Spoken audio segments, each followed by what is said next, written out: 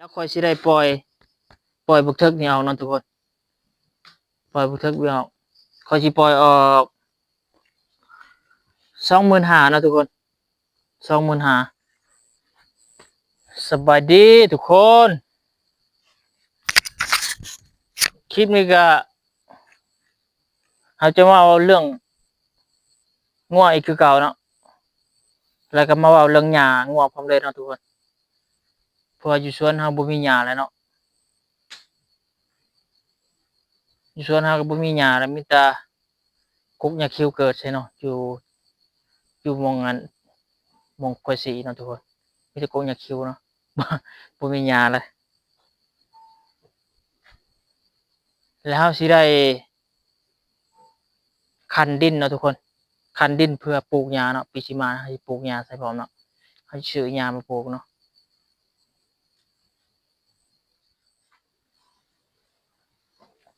กลับมาเว้าเรื่องงัวคือเก่าเนาะทุกคนเรื่องงัวๆอีกคือเก่าเนาะ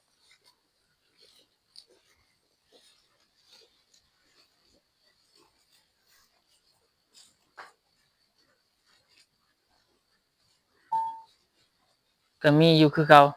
เพิ่มมาอีกตัวหนึ่งเนาะคือตัวน้อยตัวนี้เนาะทุกคนลูกงัวดำเนาะอ่าเพิ่มเข้ามาเป็น11ตัวเนาะทุกคนแล้วจะมาเว้าอันงัวเถิกตัวนี้เนาะทุกคนงัวเถิกตัวนี้เพราะว่าเราจะปล่อยออกเนาะทุกคน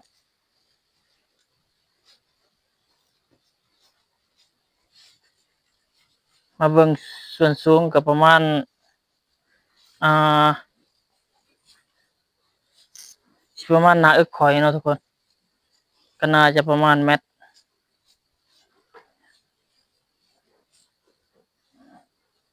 ปลายอยู่เนาะทุกคนอ่า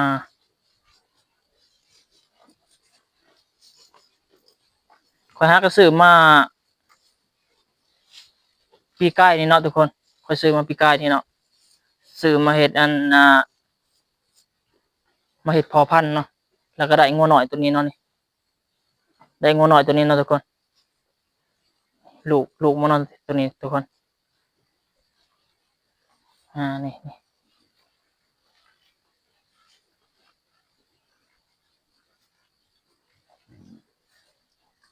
แล้วค่อยได้แล้ววันนี้ค่อยสิมาปล่อยออกเนาะทุกคน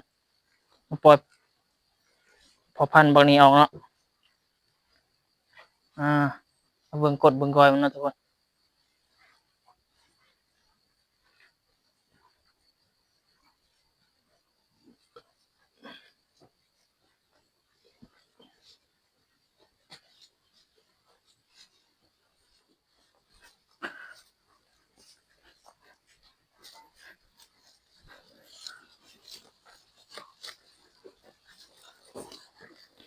เขาได้ไปเกี่ยวหญ้ามาให้มันเนาะทุกคนเพราะว่าหญ้าอยู่สวนเฮาก็มันมันบ่มีน่ะเนาะมันบ่มีเนาะหญ้าอยู่สวนเฮา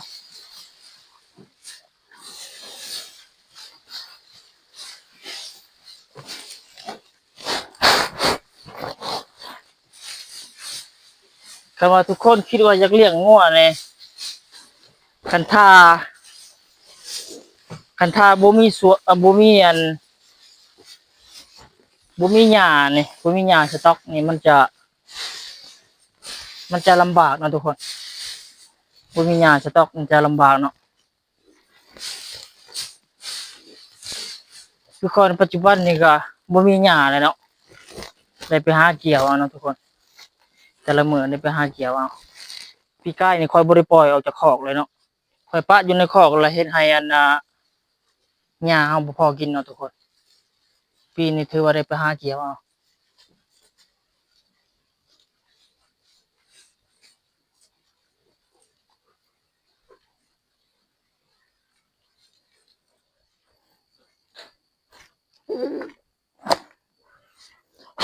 อู้หมดเราต้องได้ดังไผให้มันเนาะทุกคนเพราะว่าอยู่ทางบ้านข้อยนี่เหือกหลายเนาะ อยู่ทางบ้านคนเหือกหลายเลยทุกคนคำว่าดังไพ่นี่งัวควายจะอยู่ยากเนาะเพราะว่ามันกินเลือดมันเนาะ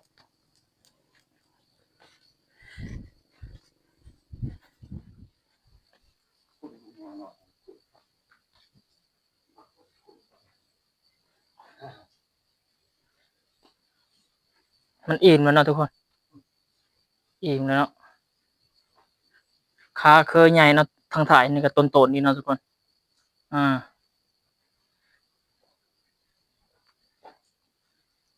งัวขุนเด้อทุกคนงัวขุนเด้อนี่จับสบายเนาะเอาสิปล่อยเอาเนาะทุกคนตัวนี้เอาสิปล่อยเอาเนาะ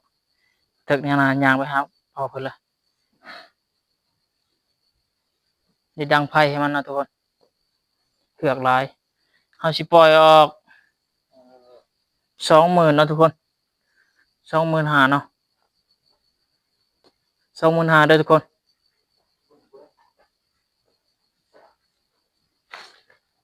ผู้ใดสนใจก็ทักมาได้อทุกคนมันคุ้นดีได้อทุกคนจับสบาย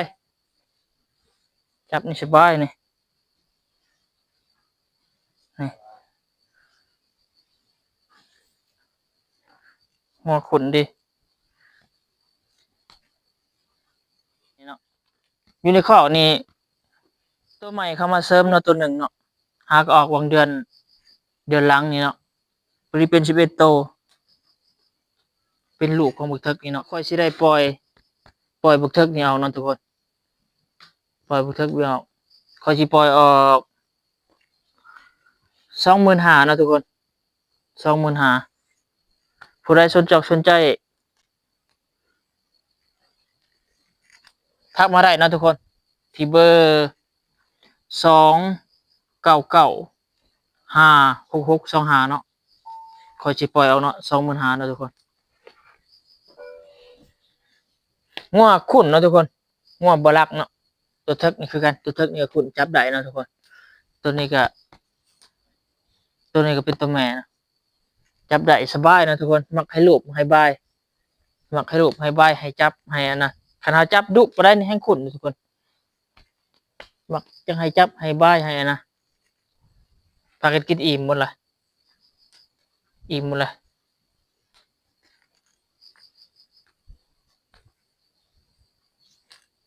ตัวนี้คือกันทุกคนขุน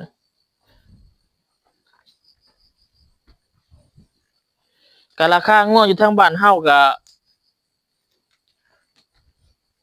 งัวคันเป็นงัวลาดนี่เนาะทุกคนคันโตประมาณจักซำนี้ก็เขาซื้อกันก็น่าจะก็บ่ปานใดเนาะอยู่ทางบ้านเฮานะก็บ่ปานใดเนาะน่าจะประมาณจัก4 ล้านเนาะทุกคน4 ล้านหรือ5 ล้านประมาณนี้แหละงัวทางบ้านเฮาก็บ่แพงปานใดเนาะราคาเบาๆเนาะทุกคนบ่แพงปานใด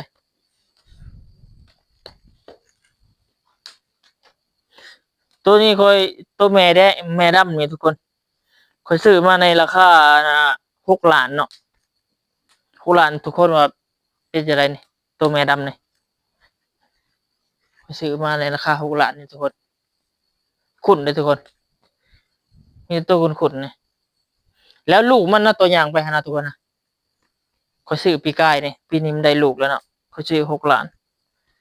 6 ล้านก็ได้ลูกมาก็ถือว่าเฮาก็ยังบ่เสียบ่ได้นะทุกคนก็ยังพอได้เด้อเนาะมีแต่ตัวขุนๆนั่นนี่ทุกคนนั่นน่ะในมงอันกกเสาหั่นทุกคนจะเป็นลูกของตัวดำนี่เนาะซื้อมาในราคา6 ล้านเนาะปีกายนี่เนาะปีกายนี่ตัวจ้อยๆทุกคนตัวนี้นะเขาคิดว่ามันสิบ่ตุ้ยปานนี้เนาะปีนี้สำบักผักปีนี้อือตัวแรกนี่คือกันนี่ทุกคนตัวแดงนี่ตัวแดงนี่ก็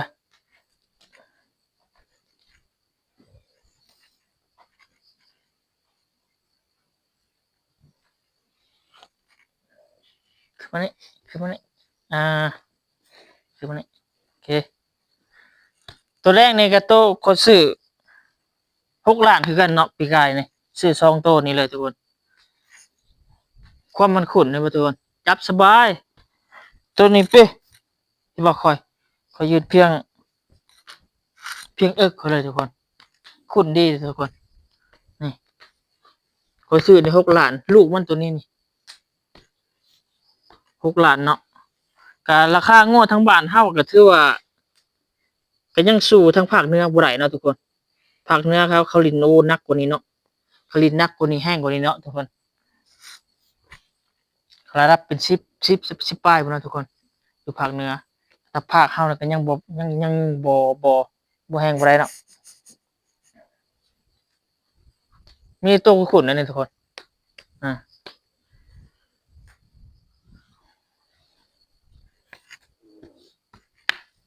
บ่มีตำหนิเลยนี่ทุกคนแข้งขาส่วนสูงอ่าบ่โฮมใจในคิดแต่ไผนะทุกคนกินอิ่มหมดเลยอ่า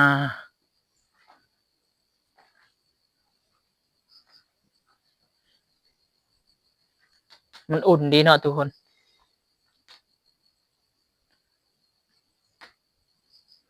มีแต่ตัวหนึ่งอยู่นอกพอมีนอกผู้ตัวนั้นคุ้นเคลื่อนตัวนั้นก็แต่ว่า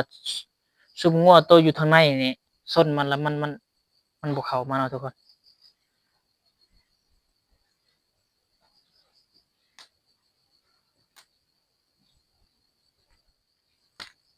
ยังเป็นน้องใหม่ในวงการงัวควายก็ฮักก็ซื้องัวซื้ออันนี้มาเลี้ยงปีกายนี้เนาะ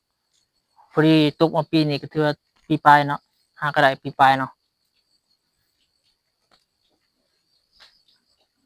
ก็บ่มีหยังหลายเนาะคลิปนี้เนาะทุกคน